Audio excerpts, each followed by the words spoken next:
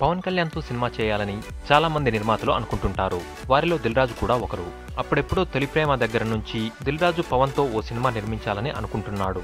కానీ ఆ కోరిక మాత్రం తీరడం లేదు. ఆ మధ్య దిల్ రాజు పవన్ కాంబినేషన్లో ఓ సినిమా వస్తుందని అందరూ అనుకున్నారు.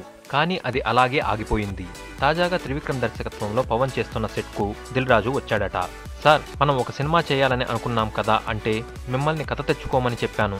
జస్ట్ మీరు కథ ఓకే చేసుకోండి. నేను సినిమా చేయడానికి రెడీగా ఉన్నాను. మీ బ్యానర్లో చేయడానికి నాకేం ప్రాబ్లం ఉంటుంది? నాకు కథ కావాలంతే అని చెప్పాడట పవన్. దాంతో మరోసారి కథల వేటలో బిజీగా ఉన్నాడు దిల్ రాజు. మరి నిజంగానే పవన్ దిల్ రాజు బ్యానర్లో సినిమా చేస్తాడా? మరి చేస్తే ఎలాంటి కథ చేస్తాడా అని అంతా మాట్లాడుకుంటున్నారు.